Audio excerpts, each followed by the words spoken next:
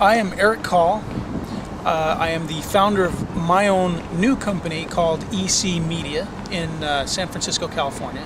I'm more known in Second Life as Eric Linden. I should say was Eric Linden. I worked as Linden Labs senior artist and creative and technical specialist for almost 5 years, and recently left, in fact just this last summer, left Linden Lab to start my own business, consulting and creativity and technical art, as well as focusing on machinima and machinima production.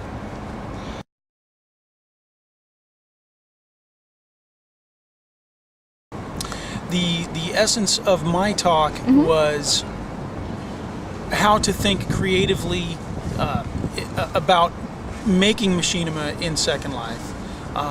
Everything from concept development to final production, how to make those things run smoothly, how to maximize system performance when you're capturing video in Second Life, things to be aware of from everything from the creative aspects to the technical aspects in order to make your productions seamless and simple.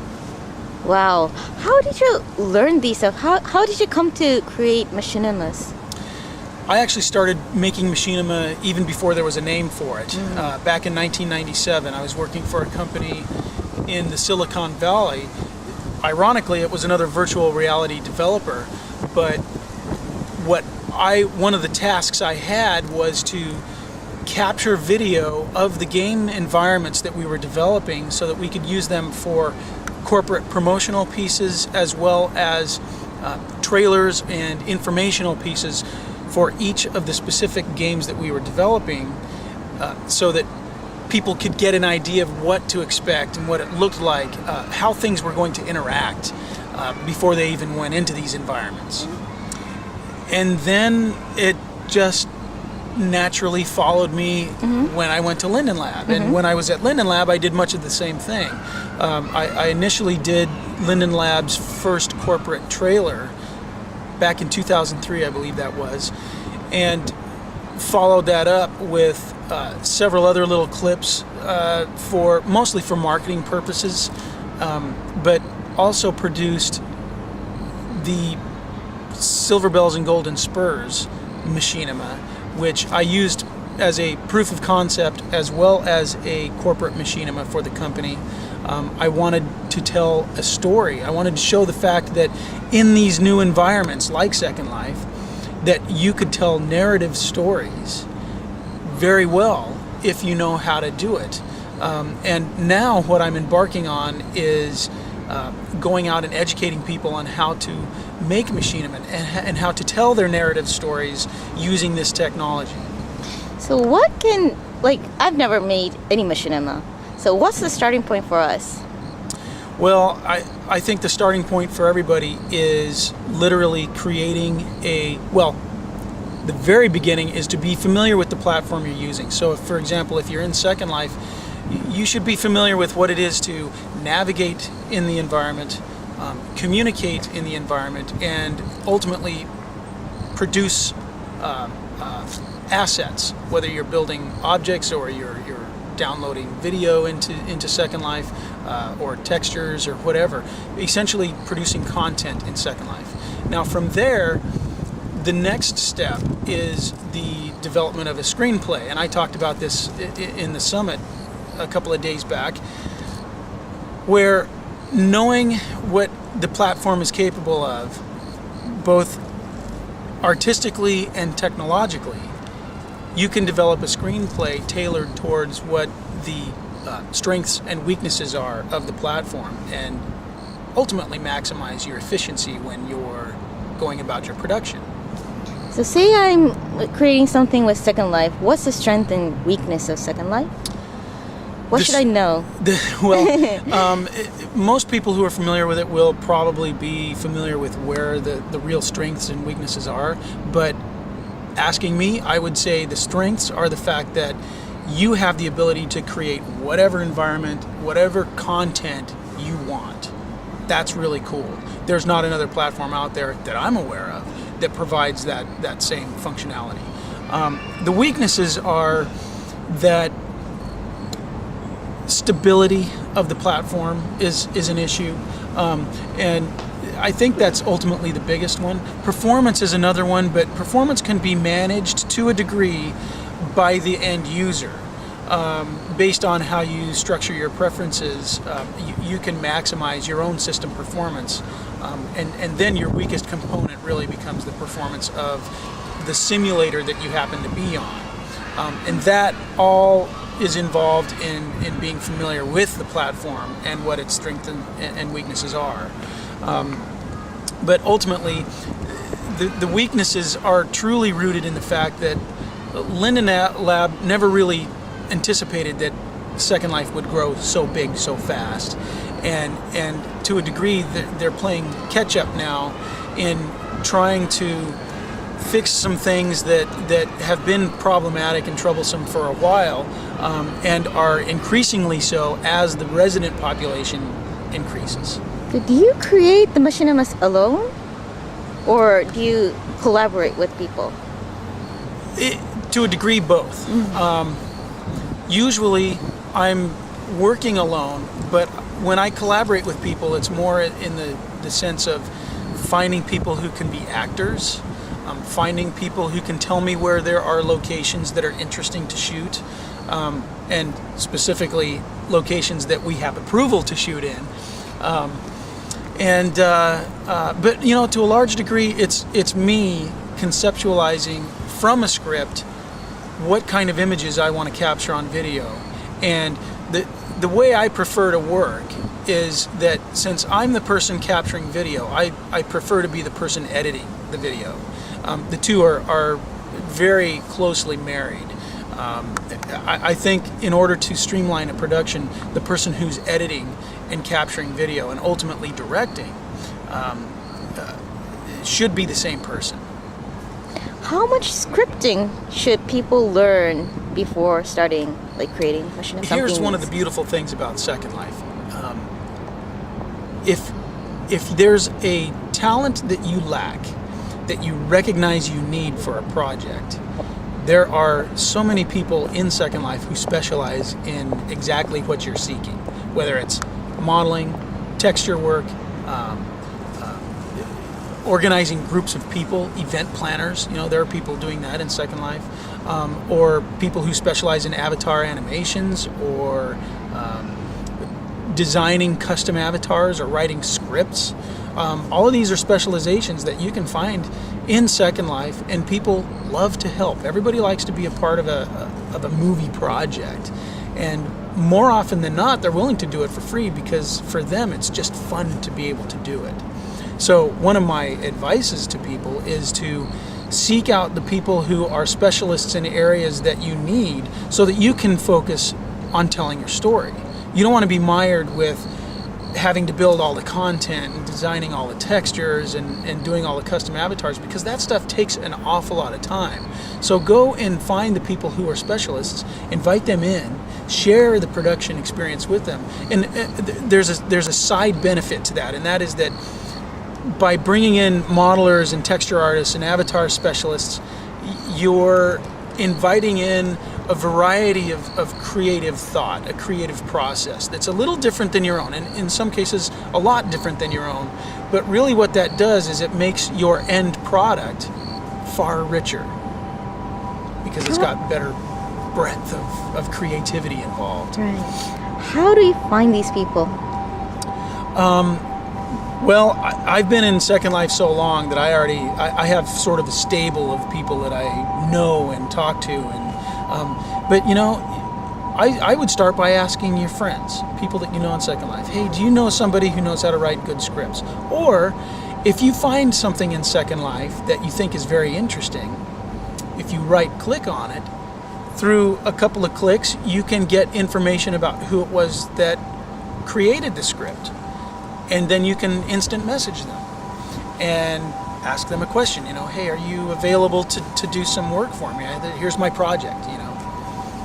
There are ways to find them. And then there's always the search engine as well. You can search for people in Second Life and oftentimes you can find people on the internet as well.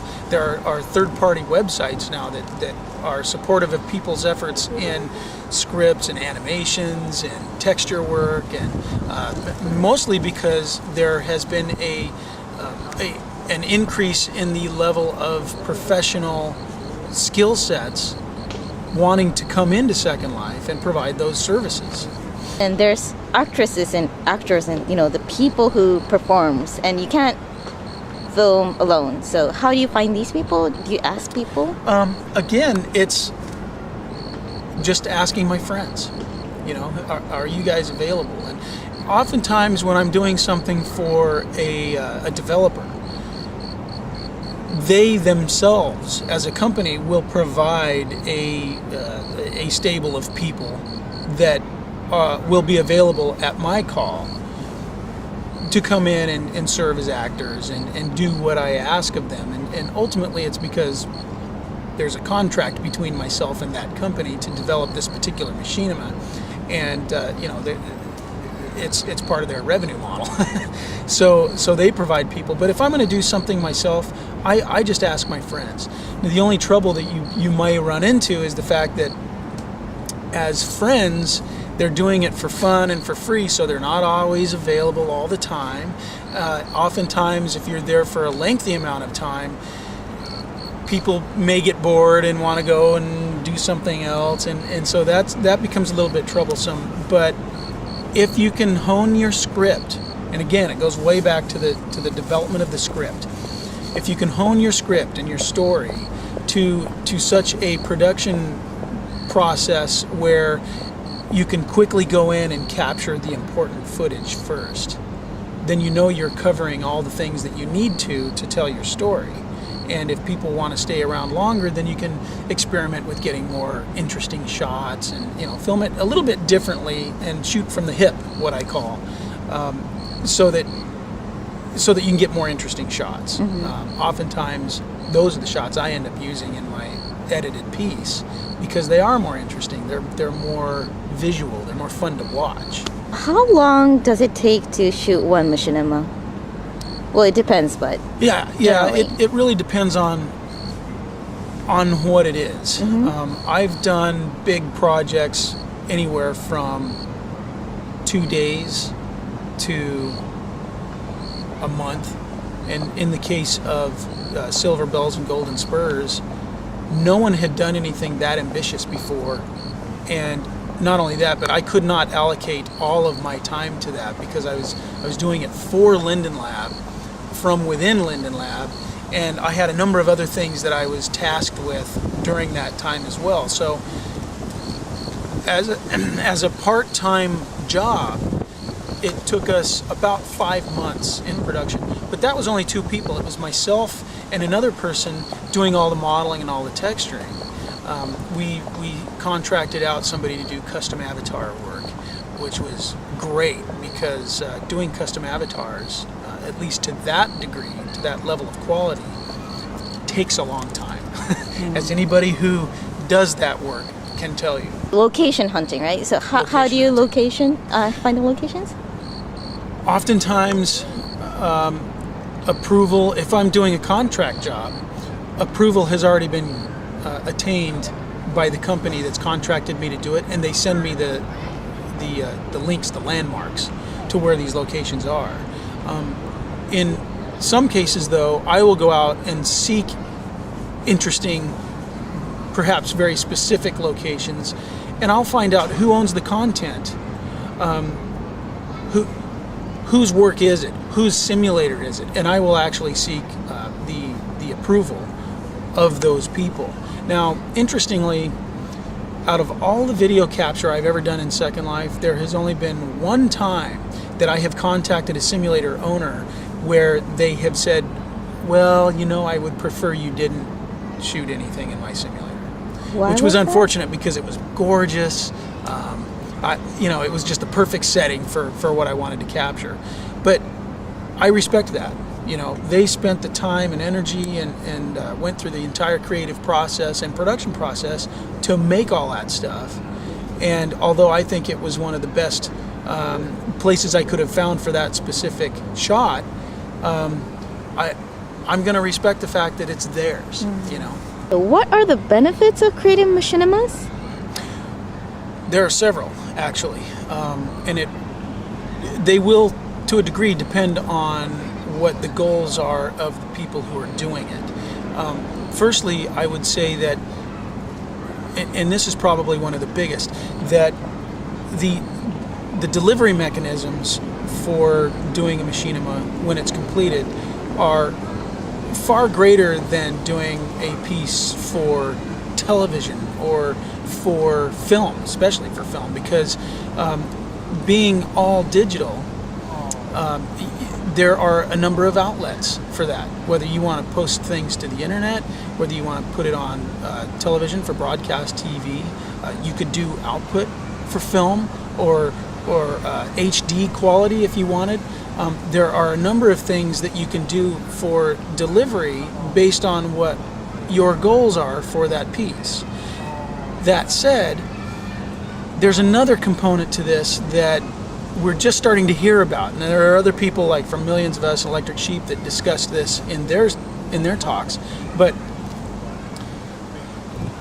what you're doing when you create Machinima is you've got content that can be, and probably is, interactive in this virtual world like Second Life. Now, although you've built that and designed it for the purpose of capturing Machinima and making a movie, a standalone movie, the coolest thing is that once you share that with people, whether it's via YouTube or what have you, you can then invite people into this environment, this 3D interactive environment, where they can play around in that set. It's very analogous to going to Universal Studios or Paramount, or doing any of the tours that you can do with the film studios in Hollywood, where you get to see and experience firsthand, although not to the degree you can in Second Life, the movie sets of the movies that you love the most.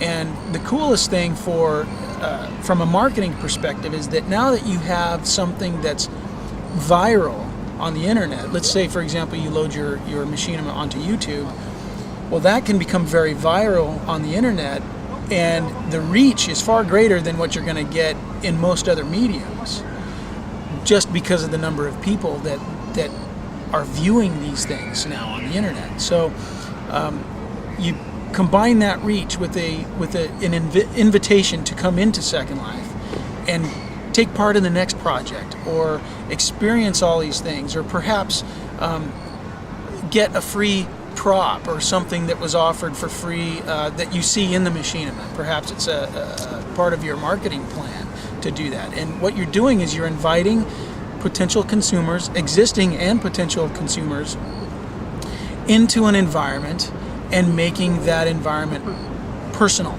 to them. It becomes important to them on levels that are different than anything you could ever achieve with television or magazine or newspaper advertising. You know, you're actually inviting them in to take part in your presence, and it shows a sincerity, I think, on the part of the corporation coming in, or could be an educational institution or whatever, that they're interested in their consumer base. That changes the dynamic of the relationship between the consumer and the corporate. Is there a good example of a company that is doing these? I think we're about to see it. I'm not aware of any real success story to date, but as we've seen from both Millions of Us and the Electric Sheep Company, they are both doing some very aggressive things regarding television and television programming. What they're doing is they are, I guess to a degree you can call it mixed media, because what they're doing is they're providing story that people will watch in their favorite television programming, but then be invited into Second Life to help solve the clue, or rather solve the mystery, or take part in whatever the next version of the story, the next episode of that storyline is. when else has that ever happened? And this is all going to happen, I believe, next week. It begins on October, I believe, 24th from the Electric Sheep Company with their CSI, not Miami, CSI New York episode.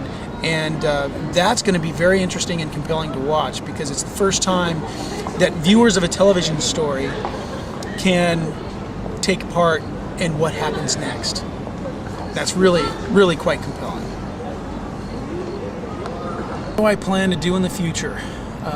One of the things I'd like to do is set up a series of workshops and seminars where I can essentially do knowledge transfer for people who are interested in building content and making machinima in these virtual worlds. I think initially, at least, my focus will be in Second Life, because clearly that's what I'm most experienced with. But I've been doing this stuff for so long now that I understand what it takes to do things efficiently and correctly, and at the same time maximize both performance and aesthetic quality. So I would like to bring that to the future creators in Second Life, so that the environments that they build and the content that they bring into Second Life, that the quality of that is increased. I'm always about increasing the level of immersiveness of these environments, and if the way that I can help facilitate that is by teaching people all of the tips and tricks, things that I've learned over the years as a digital artist, then let's do it. Another thing that I want to do is I want to explore more interesting uses of machinima, and I guess more specifically mixing different types of motion imagery together. And we've heard a little bit about it here at the Virtual World Summit, but there are so many things that you can do with this technology because it's all digital, that and specifically the fact that Second Life gives you the ability to both broadcast from it and broadcast into it. It sets up a scenario where you could do some very interesting things with live action footage, using chroma key technologies, other types of effects technologies and so forth can be integrated in very interesting ways, and I'm going to work to exploit some of that stuff to the best that I can. Wow, great. It's gonna be interesting, and I think seeing that some of the big developers are becoming involved with film companies and television studios in the US, and I think we're going to see that here in Japan as well. Things are about to explode into a new world of virtual reality that is so much more immersive than what we've seen in the past few years. It'll really blow the doors off of things, and I'm really excited to see it, and I really want to be a part of it. So hopefully I'll be doing more work here in Japan myself in that regard. So. And are we expecting the workshop to be in Japan too? Oh, certainly. That would be great. In fact, they may be here before anywhere else. I think the market is ripe. I think specifically Machinima is going to be huge here, and I would like to help make that happen. So maybe as early as the middle of next year, perhaps even earlier, I may be bringing a Machinima workshop to a town near you. Wow, we're looking forward to it. It'll be fun. Thank you, Eric. You bet. My pleasure.